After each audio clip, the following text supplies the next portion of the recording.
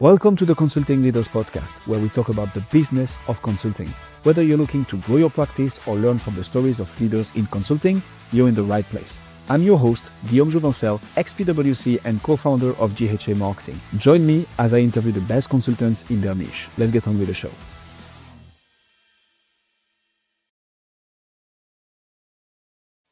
Stephanie, welcome to Consulting Leaders. Happy to have you. Thank you so much for having me here. Let's jump straight into it. You've been in enterprise software and consulting for 20 years, Stephanie. What pulled you into all this? It goes by fast. Yeah, sorry for that. Yes. I mean, as we all grew up wanting to be in enterprise software, right? All right, exactly. I kind of fell into it, honestly, dating myself a bit, PSA and actually we were calling professional services automation tools e-timekeeping systems when I entered the workforce. And I was, quite frankly, like an intern, a marketing analyst, I think was my title, first job out of college. And I vetted out a few systems and helped to implement the e-timekeeping system. And the consultant there kind of recruited me, thought I could do the job, and picked up the technology pretty quickly. And they'll say, at the time, it was a small software consulting firm specific to government contracting. So it was kind of niche, and the leadership team there gave me a chance, and the rest is kind of history. What's the problem that you solve now? What is it that you help people achieve? So I think primarily we're really trying to bridge the gap between technology and the possibility of technology, the vision of technology, with business needs and business goals, and kind of speak the language of both sides and help liaise between IT and the business. Who do you do that for? Like, do you have a specific industry, niche, company size? Yeah, so we're typically working with other services firms, as well as SaaS and software companies that may have embedded services, but we really focus on full quote to cash. I will say I have customers even in nonprofit or healthcare here and there, but really where our expertise lies is in helping services firms with their quote to cash process. Often services gets kind of wedged in the middle between sales and finance, trying to recognize revenue and collect cash, and trying to make that a bit easier and less contentious. And bring visibility to the organization. I will also say we tend to work with customers that are, hyper growth. They've got acquisitions, mergers, private equity is its own, animal. And that's where a lot of my own personal background comes in, and that of my team that I've, built over the years. Who makes the decision of working with you guys?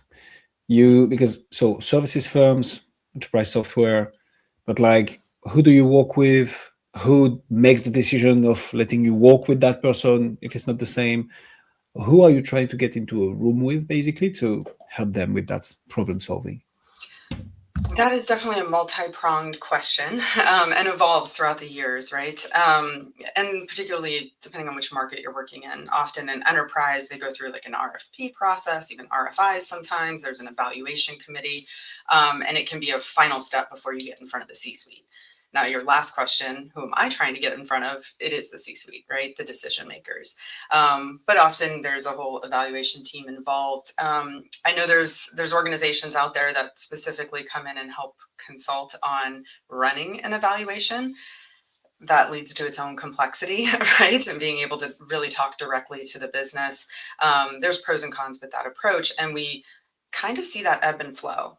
Some years it's like everything's an RFP. Everything has an evaluation team, a third-party consultant in there running the evaluation. And then other years, we rarely run into that. You know what I mean? So I definitely see the market kind of going back and forth on that one. But ultimately, I think where we have the most success, not only winning business and acquiring new clients, but also long-term relationships, is when there's direct C-suite engagement. And honestly, we've got COO and CFO seem to be our primary buyers. You'd think it would be in maybe IT occasionally, but that's not the norm, actually. It's typically on the business side, and more for the quote to cash process. It used to be historically CRM was kind of owned by sales leaders, maybe the CRO, et cetera. We see more and more you have kind of this combination CRO, CFO. And so honestly, the CFO is typically our buyer. I would say a COO is close second. FP&A, treasury, are they at any point involved since it's touching upon cash or not at all? I wouldn't say often. Okay. But not often. FP&A kind of being its own function will often have a stake in our engagements and help support, requirements and testing. And after we go live, often they become a primary stakeholder for us. But typically, no, it's sitting more finance, even chief accounting officers. We're seeing more of that as well. Okay. So then the million-dollar question, I guess, Stephanie. Everybody wants a hold of the C-suite, right? Especially CEOs, CFOs, who are not only the decision makers, but also the financial decision makers. Mm-hmm. How have you guys attracted those people, gotten into rooms with them? Not quite yet just to be like, hey, let's rock and roll.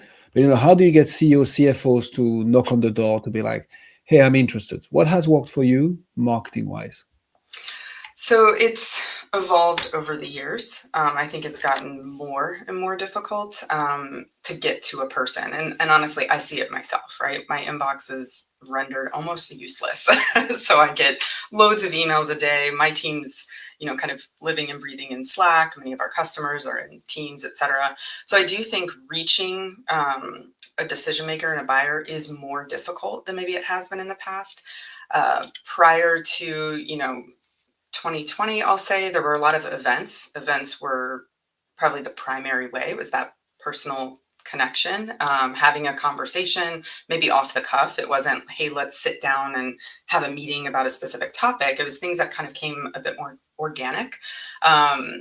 References, so folks introducing you to someone else. I think that's where we get our best and most qualified leads from, honestly. And that really comes down to human connection, the personal connection and trust, right? So you're going to your colleague, your friend is recommending someone for you to speak with, and you'll get on the phone with them. Whereas the person hitting your inbox, not always. At this point, we don't know if it's a bot, if it's an agent, if it's, is there a human there trying to get my time? So I will say it's gotten a lot more difficult.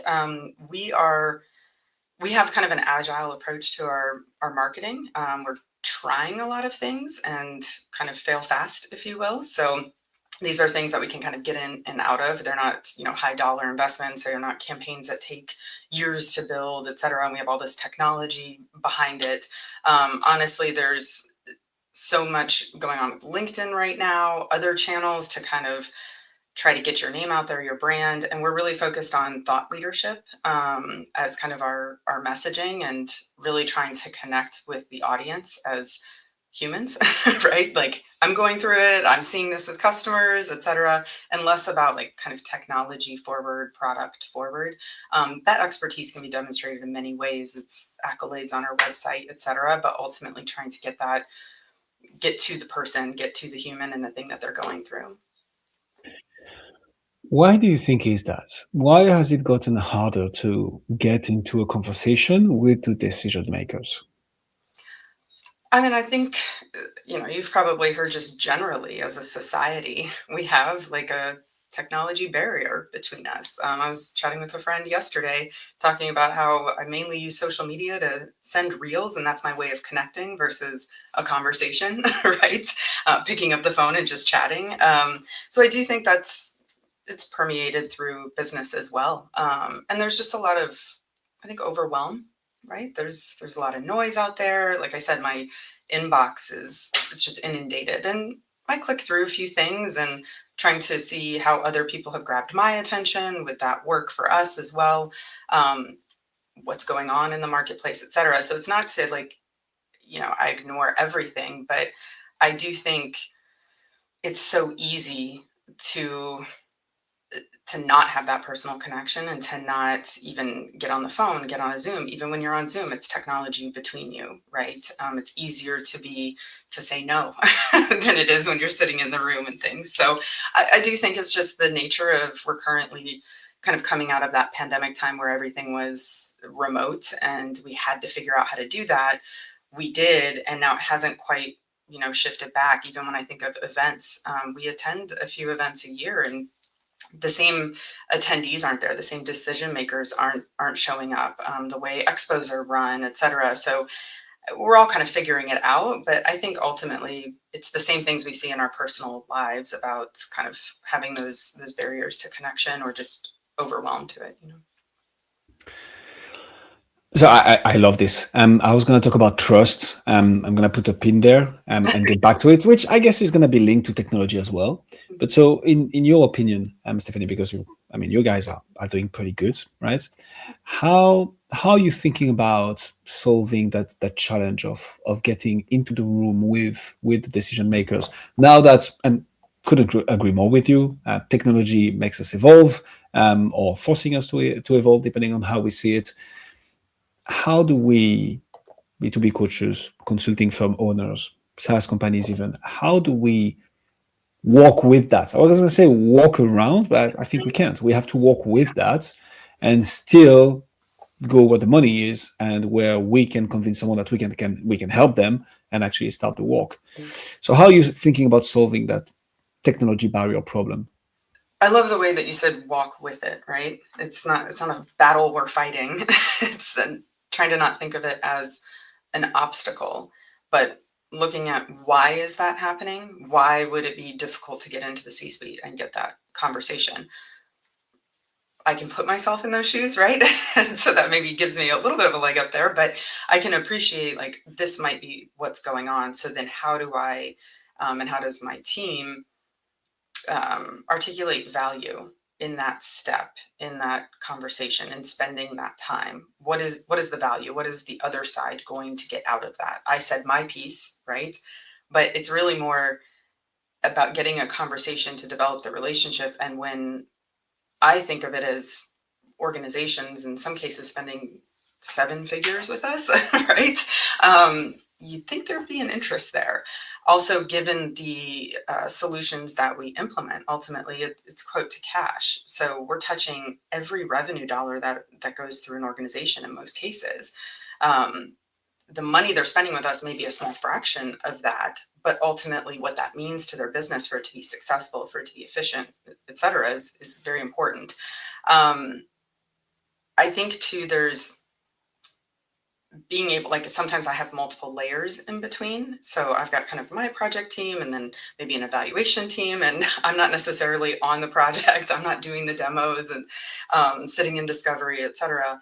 So it can be this kind of, as a leader, how are we going to help our teams deliver this, solution, efficiencies, transformation to your organization? It's not VFP delivering it to you. It's not VFP delivering it to your business. It's our combined teams, and where we have the most success is where we do that together and in lockstep, joint messaging, things like that.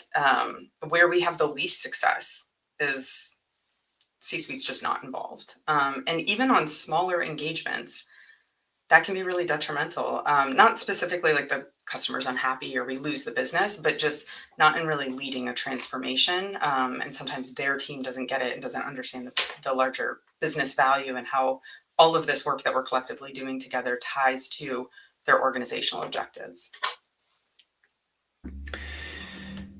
I'm going to double down on a few things that you just mentioned here, just because I think this is so important. I had a guest, and I keep on quoting her, but it's just so good, who said, we're living in a trust recession time. I think this translates to everything, but obviously big, high 5, 6, even 7-figure decisions are taking even more time. And like trust takes time to build. We have much longer sales cycles. And I think the way to walk with the fact that we have technology barriers now is obviously to walk with those and try to understand them and make the most out of them. But it's finding that way to get into conversations. When you get into conversations, you build that trust, you build that reciprocity, right? And then you can start developing on what you could do together with the people. But yeah, I like this, and I wanted to double down on it because I think this is Yeah. something that every business owners, B2B specifically, are struggling with right now. Mm-hmm. Talk to me about moving those, referrals. You're doing a lot on LinkedIn, thought leadership. How do you move from all this, Stephanie, to a conversation, a Mm-hmm. sales conversation, an SOW, a letter of engagement? Like, what does the whole thing Mm-hmm. look like for you? Yeah. By the way, I love a trust recession. Could certainly come back to that and talk about a few things around it. And if you'll give me her name, then I will definitely quote her on it. Will do. Yeah, how do we get there? I will say continually, I think I mentioned this initially, that referrals are our best opportunity. That's our fastest path, et cetera. Existing customers referring us to other customers. We often have, they may be doing, so we partner with SaaS companies, right? They actually have the product and we implement it. And so often we have customers that will talk to, the CFO talking to the next CFO who's evaluating, oh, I need to make a change here. What have you done, et cetera. And they'll bring us into the mix. That's fastest, happy path, right? In terms of kind of, we don't really do cold calling. I don't have a BDR team doing that outreach, but when we are doing, our LinkedIn outreach and it converts to a phone call, one thing is I get on the phone. So if the messaging is coming from me, if I'm asking for the phone call, I'm going to be on the phone, right? I'm not going to just pass it off. And maybe that's a luxury I have as a $10 million business, right? But I think it's important that it's my name being tied to that. So I think it's important that I show up. And how is that not worth my time, right? To the potential of just that one conversation, that 20 minutes, 30 minutes, et cetera. And I typically try to book them so I don't have this like hard stop, so I can let the conversation kind of free flow. And it's not like, okay, I booked 15-minute quick intro call. Like, what are we going to do with that, right? So I try to honestly dedicate the time and put our time and effort, behind the messaging. So I will often bring someone else in from my team who can maybe get into a little bit more of the weeds, et cetera. But I think it's important to have that first conversation authentically from the person who requested it. Often I get messages like, somebody's always trying to buy the company, right? Sometimes I like to hear what they have to say. And so then they're passing me off immediately. Like, No. okay, just, I don't know. Now I don't know who I'm talking to. I got you're not even giving me maybe the name of the person. So I can't even look them up beforehand. I can't prepare. That feels weird to me. So we don't do that. And I would say moving into, it's less of a sales call. Like, what can we do for you? Tell us what's going on for you. Tell us what your goals are. And then we're going to spew out how we can help you here. More of, again, the conversation, the education. What's your background? Where are you coming from? And that to me is the building the relationship. We build the relationship before we get to a contract signature, most definitely. So I think to me, I treat it as kind of education. What's going on in the marketplace? What's going on in the industry? What are other leaders? Are they going through the same things I'm going through, et cetera? And try not to treat it as I'm here to sell you this widget, or you have this problem, I'll fix it for you this way. But I don't know, take it a little slow, right? Once we get into our sales process, it can vary. We certainly have engagements that are, helping a customer on an existing platform, just, do some enhancements, get unstuck, maybe health check, hey, where are your areas for opportunity, et cetera. And then there's, full scale, we're replacing our entire tech stack and those kinds of things. So that's certainly going to vary. But we're aiming for that kind of, let's get in there, let's get, our hands dirty in 60 to 90 days. If we can do that, we can help you solve your problem. If we're dragging this out for 6-8 months, you're just continuing to be in that pain, right? It hasn't gotten better. And then when we get into an engagement, often customers will they've been in pain for, let's say, a year, 2 years, right? And that's probably being generous. Then they go through an evaluation. If you're doing a big bang approach, or you're replacing, an ERP, et cetera, that sometimes takes a year. And you've got contracting, you've got legal, you've got InfoSec reviews, right? So the whole thing, your team that's evaluating it, the lives who will actually be made better on a daily basis are now, what, 3 years in, 4 years into that? Now we've got a 8-month implementation, a year-long implementation. I mean, you're talking half a decade of somebody's life that's like stuck, you know what I mean? And trying to get out of it. And so I really kind of have a rule around, we've got to get a customer live on something within a year. Any more than that, and it's just, I mean, we're just dragging out the pain. So we really try to kind of, how do we can have all these conversations, we can do discovery, we can do scoping, etc. We can go through rounds of SOWs. The rubber meets the road when we're really engaged contractually, right? We're both in there, they're spending some money, we're in there investing resources, and then we can start to solve some problems. Long-winded answer there. I love it. This is why I love podcasts. And it's funny because at the end of the day, what I understand from your process, Stephanie, is that you go back to that, having a conversation, building that relationship, and then so taking the time to doing it, right?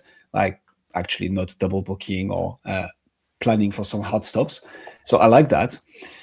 It's funny because so from PwC, the team that I was working for back then, and the literally hundreds of B2B coaches, consultants, SaaS firm owners that I've talked to on the show, I see that up to that 5-10 millions mark, the managing partner, CEO, top level is still involved in the sales cycle more or less heavily, just because they are the authority, right? And when we're talking about 7-figure deals, well, you want to make sure this is taken care of properly.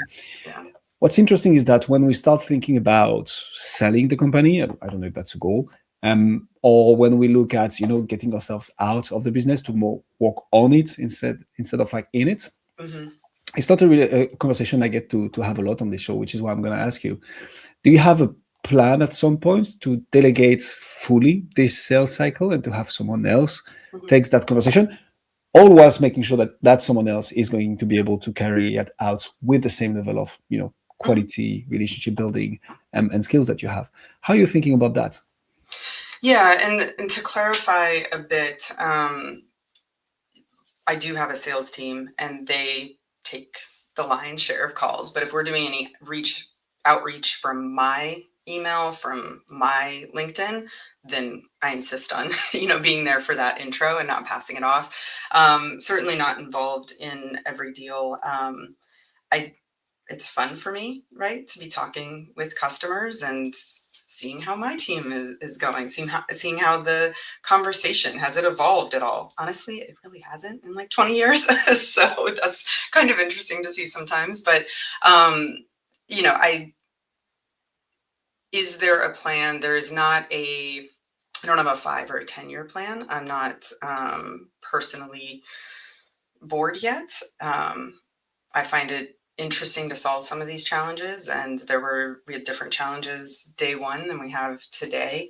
The size of our team, we now have a global organization, so I've got team members in I think 8 or 9 different countries. That's brought its own joys and things to figure out, and I do believe that it comes down to a leader having to really be honest about where they're spending their time, where they should be spending their time, where they want to be spending their time, right? Especially as a founder, right?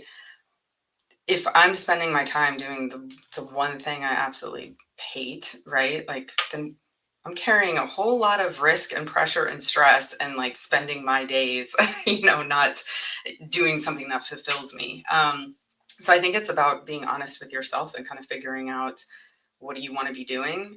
Where do you want to spend your time? And if you want to be in the sales process, by all means, be in the sales process and bring somebody on board. There's loads of fractional roles out there, fractional CFOs. I'm not the CFO, I can assure you, right? That's not how I want to spend my time, nor does the organization need me to do that. But I think if owners, founders, can be more honest with what they want to be doing, and also not lead with, I'm the expert, I can figure this out. It's not about intelligence, right?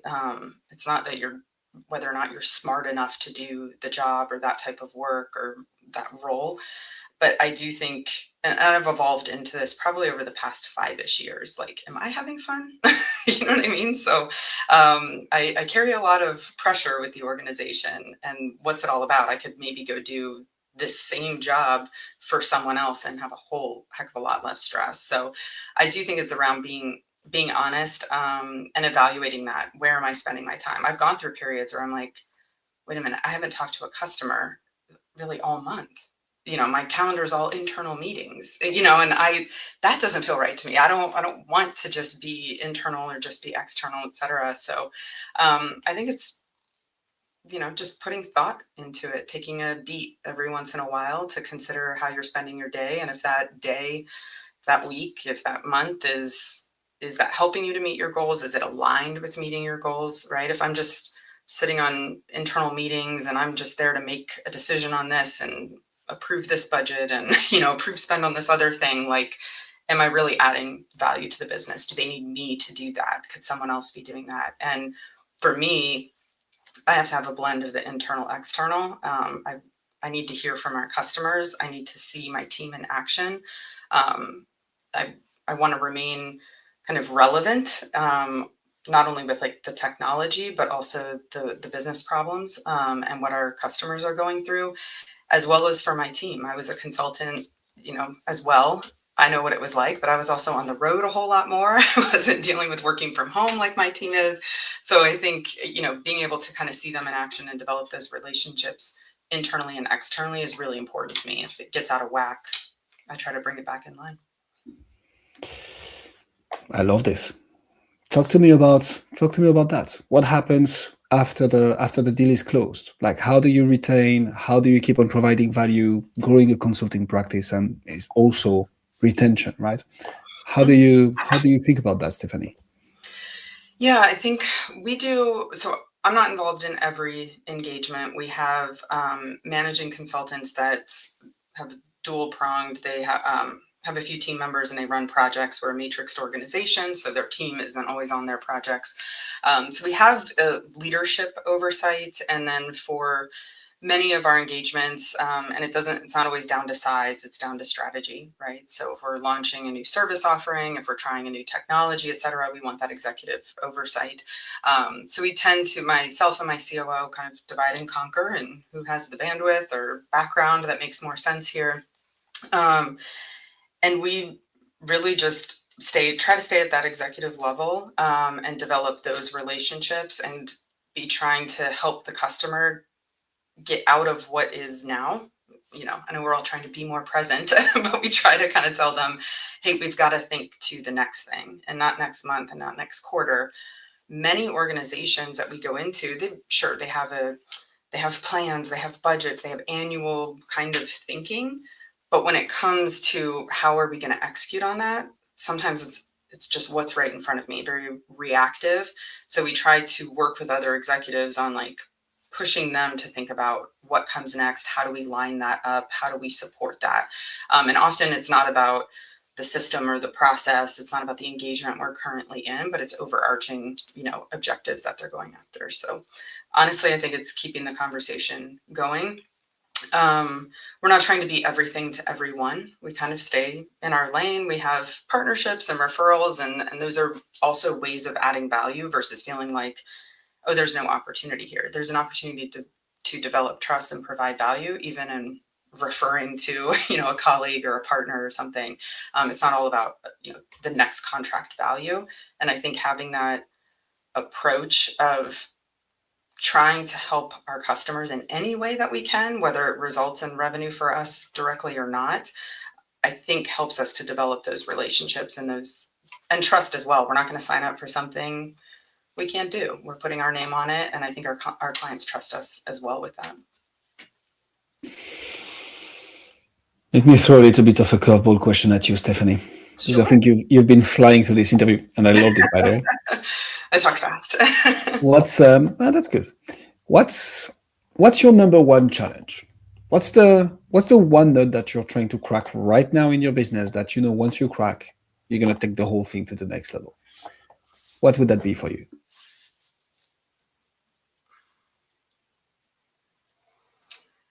I think that would be aligning the vision I have for consulting with today's buyer. And I have this probably euphoric vision of consulting. And so I don't, at VFP, we lead with really consulting, advising first. People, process comes second, right? And it's not about the technology that you're implementing. Often you could stay on the same platform and update your processes, put new people in different roles, right? Upskill some resources and improve your life and get results from that. So we try to not just come in and say, all right, we're order takers. I'm at Starbucks, give me what kind of latte do you want? And I'm going to check all the boxes and then go build it. Be like, well, maybe you shouldn't have that for your diet, or maybe you shouldn't have that first thing in the morning. We try to come back and really lead with, is this the right thing for this customer, or what needs to be true in order to make this the right thing for the customer? And that buyers aren't necessarily in that mindset today. It's, I told you what I want, can you give it to me? You know what I mean? So I think it's really trying to align with kind of those two, the vision with the reality. And I appreciate that there's kind of a spectrum and there's a path to get there, but I'm dealing with buyers that this is in essentially all market segments and industries, buyers that are risk adverse, right? I mean, in this economy, we're risk adverse. There's enough risk being taken around technology. That already sounds scary enough. I've already got to take a risk over here. I don't want to put my name on a technology project that may fail, given how many of them do. I can understand it, but we've got to get past it. And I do think, having been in this, this industry and been in consulting for 20 years, it wasn't always that way. There were people they wanted to come in, they wanted their name on this, and they were going to make a big transformation. And now transformation seems to be this like risky, fearful thing. And I think probably for very valid reasons. That's kind of what I'm struggling with, is how do I get to those buyers who have that vision, and not just, I'm going by the numbers. This is the budget I have, and this is the only thing I want to solve for, keeping the cards close to the chest, per se, just kind of not giving us, whether it's access or it's, full, hey, what are our objectives and how can this organization help? But I think there's just a lot of, like I said, getting to a person and the human connection, developing the trust, as well as internal pressures. I mean, these are humans on the other side.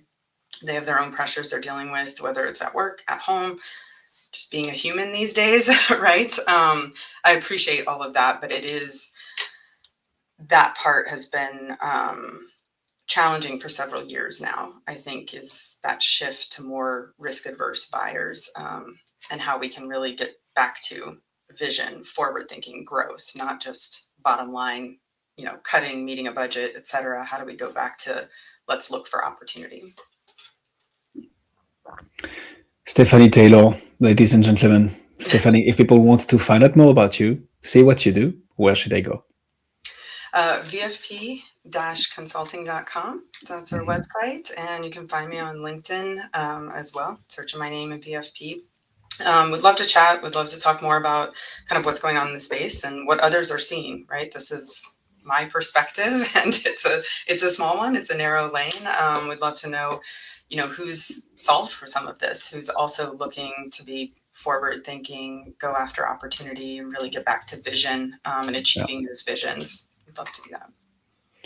We'll put all the links in the description. I can say one thing for sure is that you've gotten at least one new connection on LinkedIn out of this interview, Stephanie. Me, I just added you. Thank you so much for coming on Consulting Leaders. Excellent. Thank you so much for having me. Thanks for joining us on this episode of the Consulting Leaders Podcast. We hope you learned valuable lessons on how to grow your practice and take your business to the next level. Make sure to subscribe and leave us a review wherever you're listening to this show so you never miss an episode. To apply and be a guest on the show, click the link in the description. See you next time.